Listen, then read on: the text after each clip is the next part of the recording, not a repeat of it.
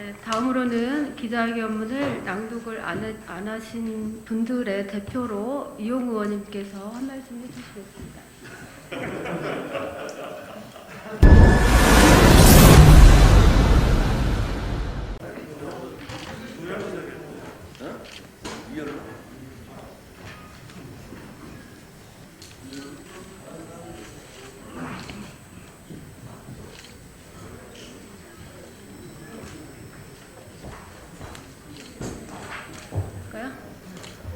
안녕하십니까. 더불어민주당 동작을 국회의원 이수진입니다.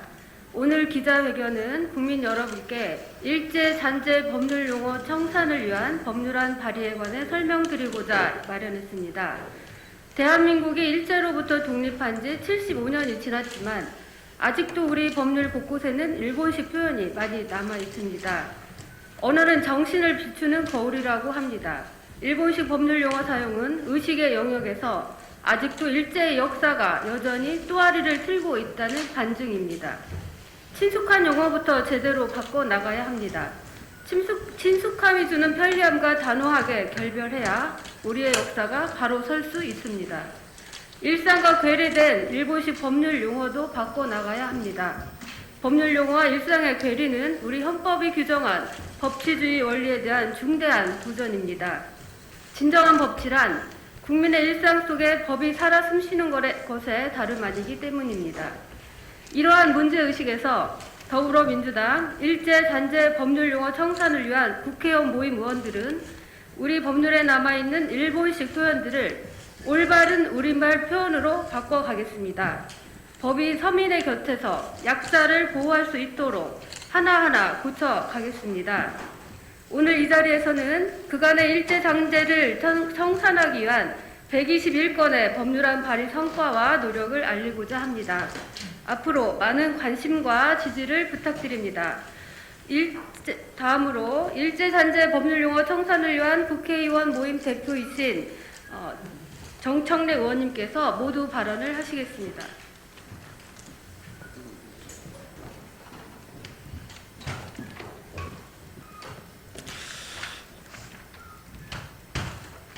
네, 정청래입니다. 저는 지난 교육위 국감에서 우리나라 초중고 학교 현장에 남아있는 친일 잔재를 청산하자는 주장을 했고 교육부와 각 교육청에서 호응한 바 있습니다. 일장기와 일본 국화 문양을 조합시킨 학교 교표가 아직도 남아있었고 친일파 음악가가 작곡 작사한 교가가 아직도 버젓이 불려지고 있었습니다. 일제 잔재는 학교 현장뿐만 아니라 우리 사회 곳곳에 잔존해 있습니다. 배움의 현장 학교를 시작으로 이제 일제 청산 작업을 일제 잔재 법률 용어 청산으로 이어갑니다. 일본식 표현과 단어를 알기 쉬운 우리말로 바꾸겠습니다. 이번에 발의하는 121개 법률 개정안을 조속히 개정하고 다른 사회 분야까지 확대해 나가겠습니다. 역사를 잊은 민족에게 미래는 없다고 했습니다. 톨레랑스의 나라 프랑스가 문화예술의 강국이 될 수 있었던 것도 나치 부역자를 철저하게 척결하고 민족의 정기를 지켰기 때문입니다. 대한민국의 민족 정기를 바로 세우는 첫걸음을 여러 초선 국회의원님들과 함께 시작할 수 있어서 매우 기쁩니다.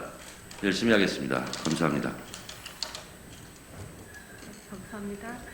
다음은 일제 잔재 법률 용어 청산을 위한 국회의원 모임 회원들이신 우리 의원님들께서 기자회견문을 낭독하시겠습니다.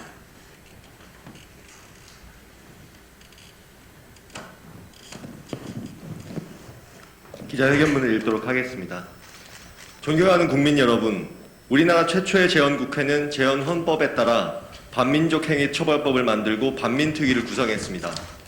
하지만 반민특위는 1년도 채 못 되어 해산하면서 일제 잔재 청산이 제대로 이루어지지 못했습니다.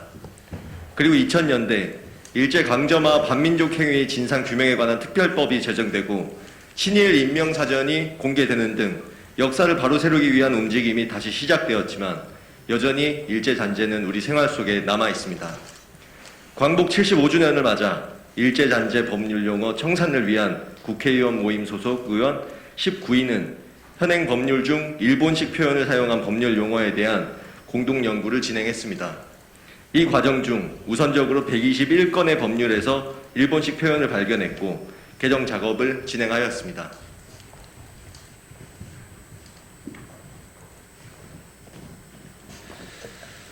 네. 언어는 민족의 얼과 문화를 비추는 거울입니다.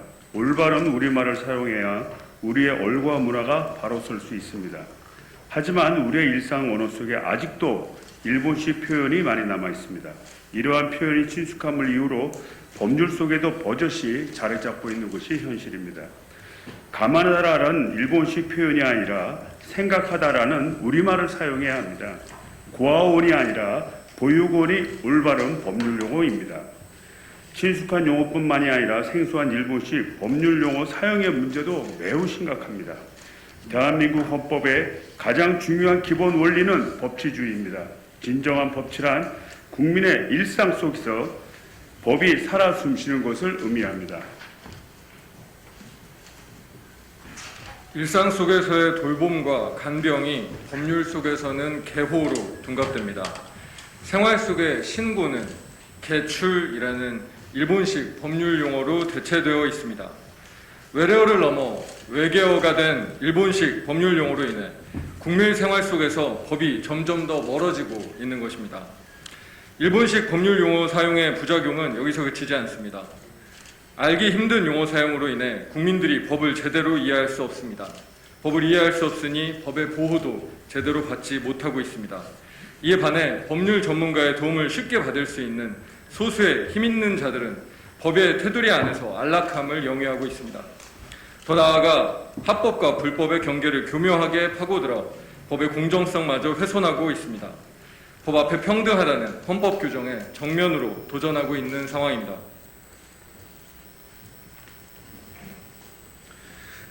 이번 개정을 통해 우리 법을 명실상부한 우리 대한민국의 법으로 다시 태어나게 하겠습니다.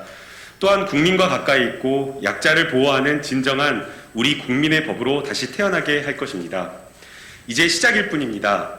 일제잔재 법률용어 청산을 위한 국회의원 모임은 앞으로 더욱 노력해서 우리 법률 속에 남아있는 일제의 잔재를 하나하나 바꿔가겠습니다.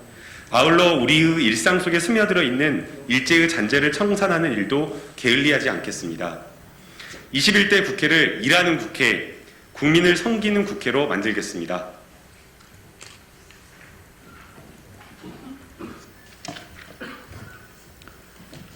얼마 전 공수처법, 국정원법, 경찰법 개정안 등 권력기관 개혁 3법을 통과시켰습니다. 국민들의 오랜 수건인 권력기관 개혁을 완성시키는 개혁국회가 되겠습니다. 코로나19로 힘든 시기를 보내고 계신 국민께 작은 용기와 위로를 드리는 국회가 되겠습니다. 마지막으로 일제잔재 법률용어 청산 법률안 통과를 위해 국민 여러분의 많은 관심과 지지를 부탁드립니다. 2020년 12월 17일 일제잔재 법률용어 청산을 위한 국회의원 모임 대표 정청래, 김남국, 김민철, 김병주, 신현영, 오기형, 오영환, 이성만, 이수진, 이용우, 이원택, 임호경, 임호선, 장경태, 장철민, 주철현, 최혜영, 한준호, 홍성국 의원이 같이 했습니다. 감사합니다.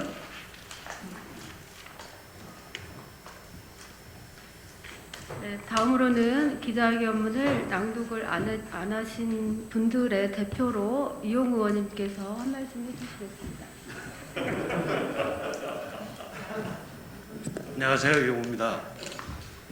저는 굉장히 어려웠던 게 기억이 있습니다. 초등학교 때 자연을 배울 때 콩팥, 허파 이렇게 배웠습니다. 중학교를 갔더니 갑자기 심장, 신장, 위장 이렇게 배웠거든요. 그러는 순간 이거 뭘까 했습니다.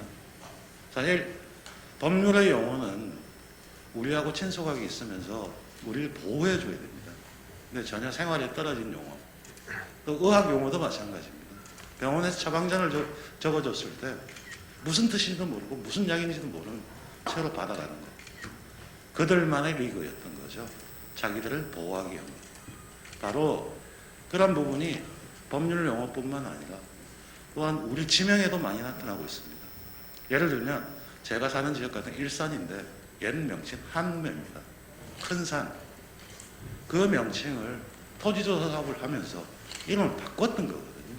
그런 것들 하나하나 찾아내지 못한다면 그 뜻이 훼손될 겁니다. 바로 우리 생활, 용어부터 우리말, 우리 글, 우리 뜻을 살려서 하는 것이고 이 모임 자체가 법률 용어뿐만 아니라 민주주의의 소통을 위한 가장 기초가 되지 않을까 싶습니다. 고맙습니다. 감사합니다.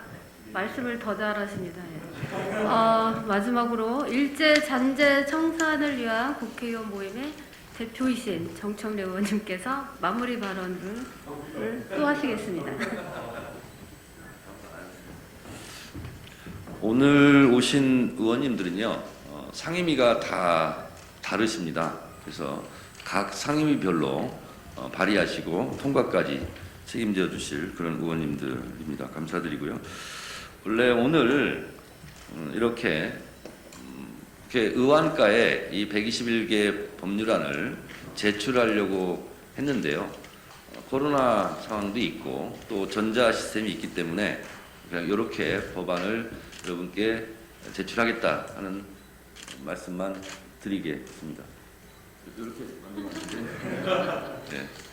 하여튼 많은 관심 가져주시고요. 여러분 많이 성원해 주시기 바랍니다. 고맙습니다. 이상으로 마치겠습니다. 감사합니다.